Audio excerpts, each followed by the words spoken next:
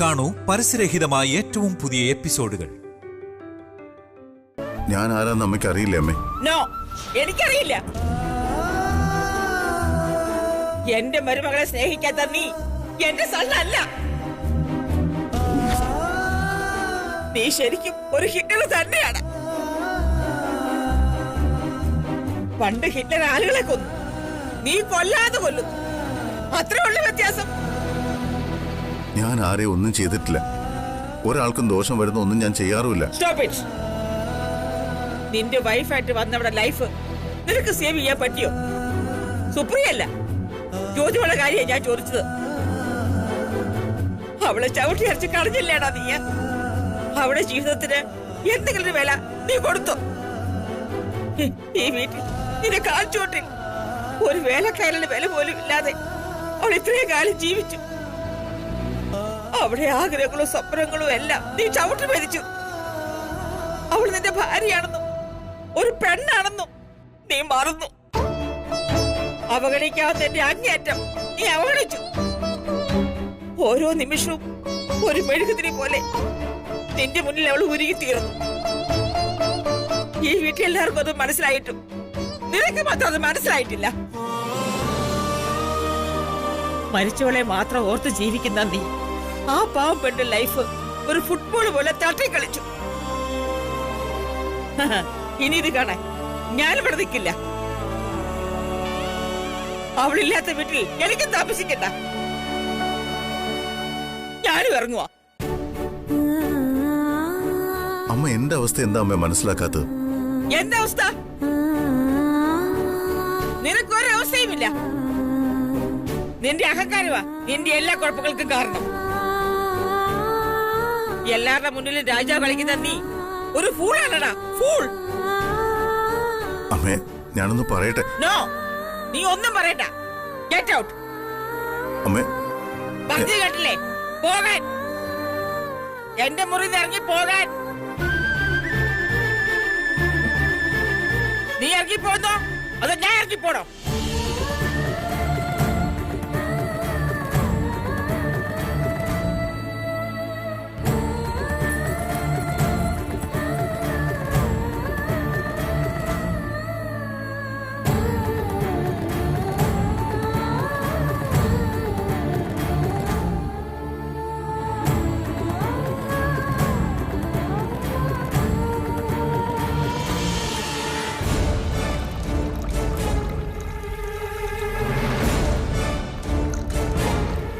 അങ്ങനെ കല്യാണം കഴിഞ്ഞു. പക്ഷെ മണിയറ വരുന്നതിന് മുമ്പ് അവളങ്ങ് പോയി. അവളോട് പോകാൻ പറ സാറേ. അവള് പോയാ അതിനപ്പുറം ഉള്ളവളമാര് വരും. ഇതാ സർ, എന്തായാലും കൊണ്ടുവന്ന സ്ഥിതിക്ക് കാര്യം കഴിയാതെ വിട്ടത് കഷ്ടമായിപ്പോയി. എന്താ നീ പറഞ്ഞേ? അവൾ ആരാന്നറിയോളാ നിനക്ക്? കാര്യം കാണാൻ കൊണ്ടുവന്നോളല്ല പ്രിയ. അവൾ എന്റെ ഭാര്യ. ഞാൻ താലി കെട്ടിയ എന്റെ സ്വന്തം ഭാര്യ. അവളെ കുറിച്ച് മേലിൽ ബഹുമാനമില്ലാതൊരു വാക്ക് നീ മിണ്ടി പോരുന്നു. റെസ്പെക്ട് വേണം മാഡം. അങ്ങനെ വിളിക്കാവൂ, കേട്ടോ? ശരി സർ, ഇനി ഞാൻ അങ്ങനെ വിളിക്കൂ മാഡം.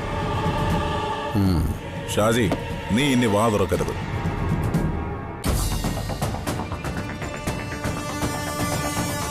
സാറേ, സാർ അടിക്ക് സാറേ, പ്ലീസ്.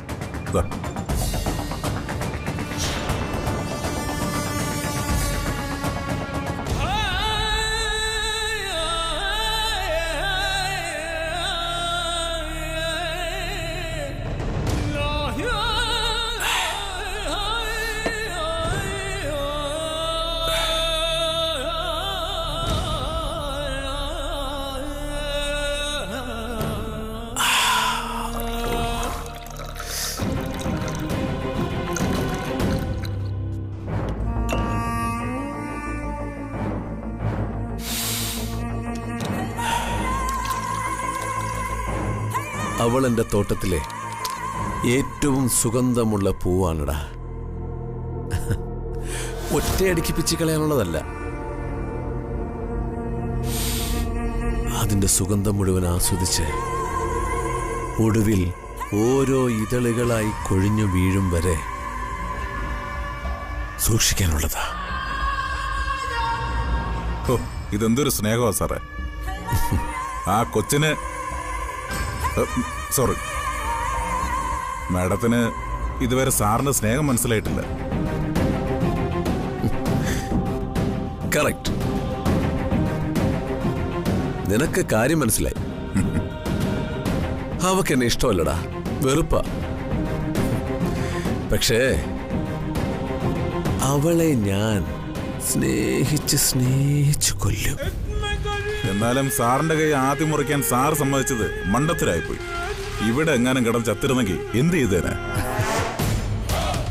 റോക്കി, അവളോടുള്ള സ്നേഹത്തിന്റെ സ്മാരകമാണടാ ഈ മുറിവ്.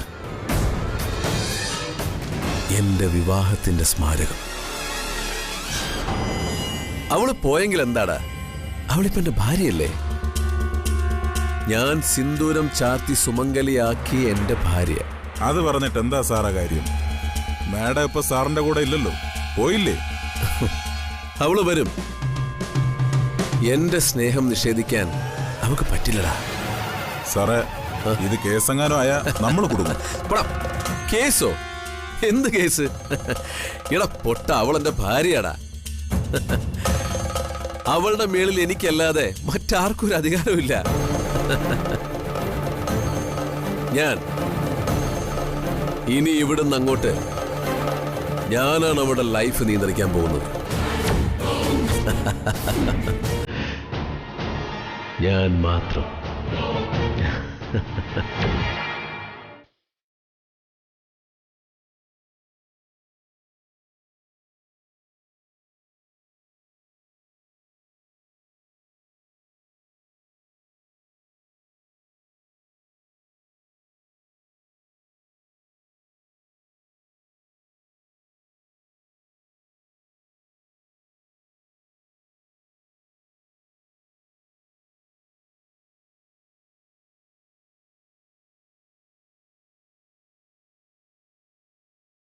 മരിച്ചവളെ മാത്രം ഓർത്ത് ജീവിക്കുന്ന നീ ആ പാവം പെണ്ണിന്റെ ലൈഫ് ഒരു ഫുട്ബോൾ പോലെ തട്ടിക്കളിച്ചു.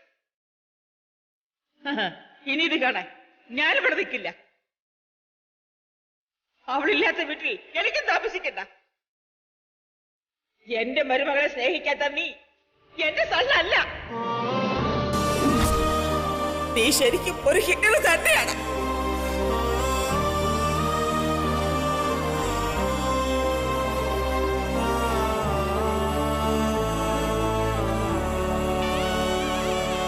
ഹലോ കുശിനിക്കാരാ, എന്തോ ഒരു ആലോചന?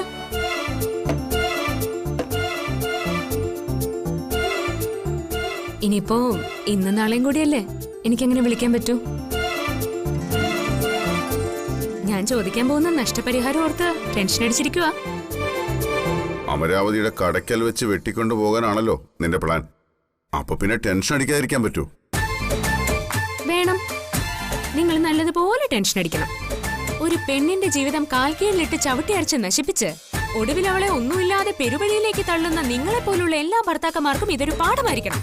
അതിനുവേണ്ടിയുള്ള എന്റെ പോരാട്ടമാണ് ഈ ഡിവോഴ്സ്.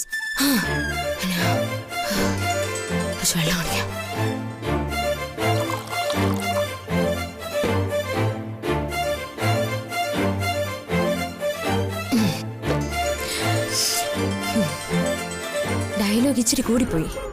ഓവറാക്കിയില്ലല്ലോ അല്ലേ? നീ അല്ലെങ്കിലും എപ്പോഴും കുറച്ച് ഓവറാ. എന്റെ ലൈഫിൽ നിന്ന് ഇറങ്ങി പോകുമ്പോഴെങ്കിലും അത് ഇത്തിരി കുറയൂന്ന് ഞാൻ വിചാരിച്ചു.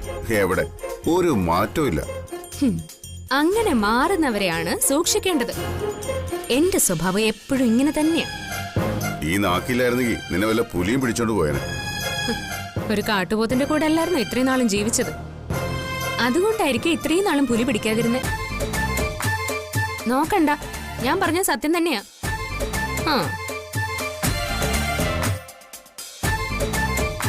അതെ, ഇന്നും നാളെയും കൂടി മാത്രമേ ഞാൻ നിങ്ങളുടെ ജീവിതത്തിലുള്ളൂ. പോകാൻ സ്വയം തീരുമാനിച്ചല്ലേ? എന്നിട്ട് പോകണ്ടെന്ന് ആരും പറഞ്ഞില്ലല്ലോ. എന്തിന്? എന്നിട്ട് വേണോ നിന്നെ ആയുഷ്കാലം മുഴുവൻ ഞാൻ ചുമക്കാൻ? ഇതിനി പോകാൻ തീരുമാനിച്ച സ്ഥിതിക്ക് തടയുന്നത് ശരിയല്ലല്ലോ. എന്താ മനസ്സിൽ എന്നെ തെറി പറയായിരിക്കും. ഏയ് അല്ലല്ല, നിങ്ങൾ എത്ര നല്ല മനുഷ്യനാണെന്ന് ഞാനൊന്ന് ആലോചിച്ചു പോയതായിരുന്നു.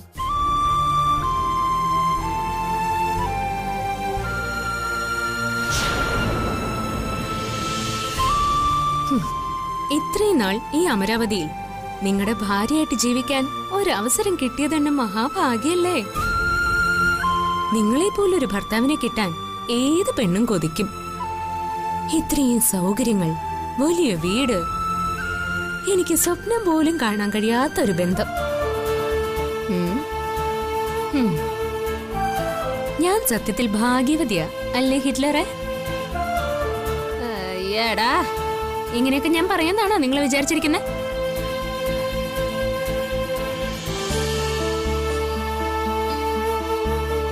എന്റെ അമ്മോ, നിങ്ങളെപ്പോലൊരു ബോറനെ ഞാൻ എന്റെ ലൈഫിൽ ഇന്നേ വരെ കണ്ടിട്ടേ ഇല്ല. സ്നേഹിക്കാൻ അറിയത്തില്ല, സന്തോഷത്തോടെ സംസാരിക്കാൻ അറിയത്തില്ല, ഒരു ഭാര്യയോട് ചെയ്യേണ്ട കടമകൾ എന്താണെന്ന് ഒരു പിടിയും നിങ്ങൾക്കില്ല. മൊത്തത്തില് നിങ്ങളൊരു തോൽവി എന്റെ ഹിറ്റ്ലറെ.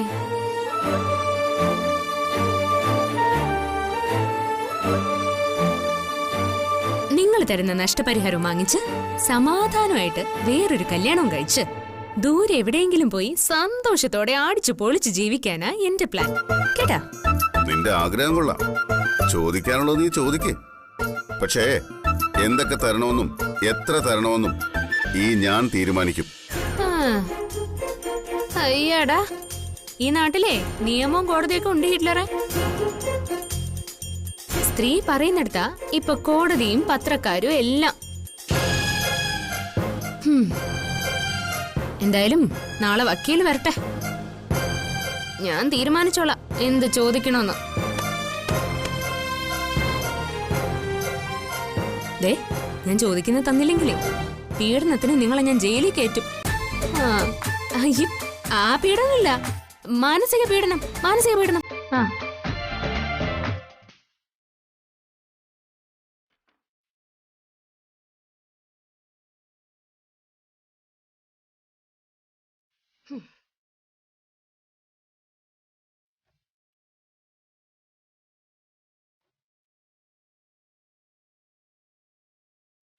അതെ, ഭവാന ലൈറ്റ് എന്നണച്ചാ അടിയന് കിടന്ന് ഉറങ്ങാമായിരുന്നു.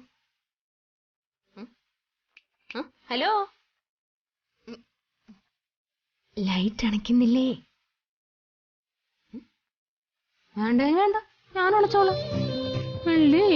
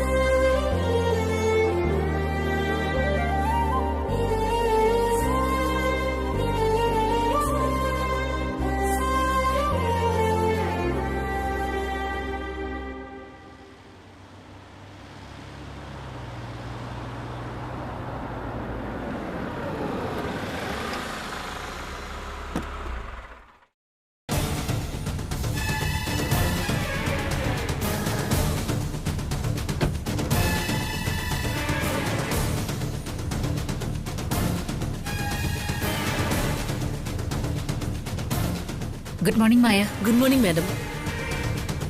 എന്താ മായ ഡി കെ ജ്യോതിയും തമ്മിൽ ഇത്രയ്ക്ക് പൊരുത്തമില്ലാതാവാൻ? ഒന്നും പറയണ്ട മാഡം, രണ്ടുപേരും തമ്മില് വേർപിരിഞ്ഞ് അടങ്ങുന്ന വാശി. ഞങ്ങളൊക്കെ പറയാവുന്നതിന്റെ മാക്സിമം പറഞ്ഞു നോക്കി. എന്ത് ചെയ്യാനാ? അല്ല, ഒരുമിച്ച് പോവാൻ കഴിയില്ലെങ്കിൽ പിന്നെ വേർപിരിയുന്ന തന്നെയല്ലേ നല്ലത്. പെറ്റീഷനൊക്കെ തയ്യാറാക്കിയിട്ടുണ്ടല്ലോ അല്ലേ മാഡം? അതെന്റെ ജോലിയല്ലേ. പക്ഷേ ഒപ്പിടുന്നതിന് മുമ്പ് എനിക്ക് രണ്ടുപേരോടൊന്ന് സംസാരിക്കണം. എന്തിന്? അവര് തമ്മിൽ നേരത്തെ സംസാരിച്ചുറപ്പിച്ചു കഴിഞ്ഞു.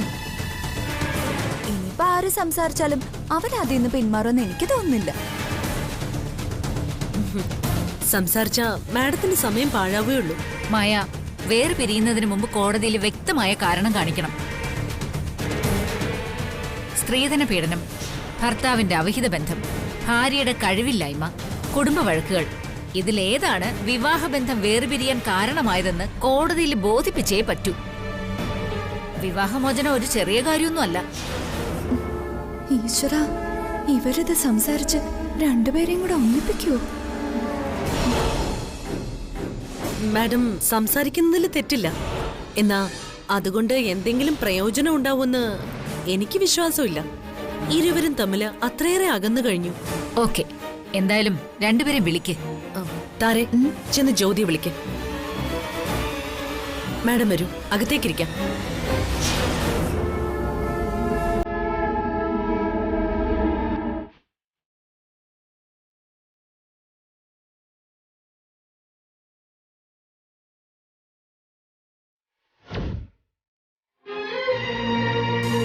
നിനക്ക് ടെൻഷനുണ്ടോ? വേണമെങ്കിൽ തീരുമാനം മാറ്റാൻ ഇനിയും സമയമുണ്ട്. നിനക്ക് മുൻപിൽ 2 ഓപ്ഷനുകളുണ്ട്. ഡി കെയുടെ ജീവിതത്തിൽ നിന്ന് പുറത്തു പോകാൻ നീ എടുത്ത തീരുമാനം വേണ്ടെന്ന് വെച്ചാൽ ഡി കെയുടെ ഭാര്യയായി ഇവിടെ നിനക്ക് തുടരാം. അതല്ല, മടങ്ങിപ്പോകാനുള്ള തീരുമാനത്തിൽ ഉറച്ചു നിൽക്കുകയാണെങ്കിൽ കിട്ടാവുന്നതിൽ ഏറ്റവും വലിയ നഷ്ടപരിഹാര തുക വാങ്ങാൻ നിനക്ക് സാധിക്കും. നീ ഇപ്പൊ എന്ത് ചോദിച്ചാലും ആ ഹിറ്റ്ലർ തരും. സത്യത്തിൽ നീ ഒഴിഞ്ഞു പോണോന്ന് പറഞ്ഞത് അയാൾക്കൊരു അനുഗ്രഹം തന്നെ. ദേ, താഴെ വക്കീലെത്തി കഴിഞ്ഞു.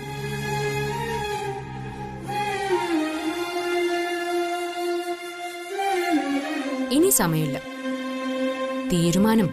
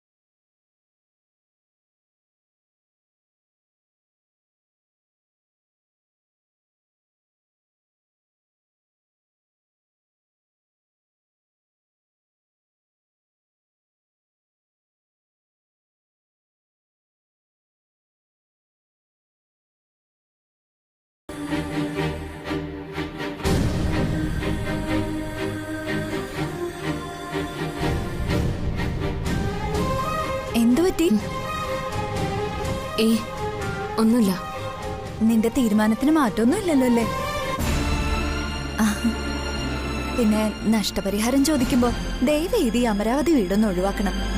അതിനു പകരം എത്ര പണം വേണമെങ്കിലും ചോദിച്ചോ, ഡി കെ തരും. ഞാനും അയച്ചി നിന്നെ സപ്പോർട്ട് ചെയ്യും. ഡി കെക്ക് ഈ വീടെന്ന് വെച്ചാ പ്രാണനാ. അമ്മയ്ക്കും അത് സഹിക്കാൻ പറ്റില്ല. ഇല്ല താരെ, മറ്റൊന്നും കിട്ടിയില്ലെങ്കിലും ഈ അമരാവതി വീട് എനിക്ക് കിട്ടിയേ പറ്റൂ.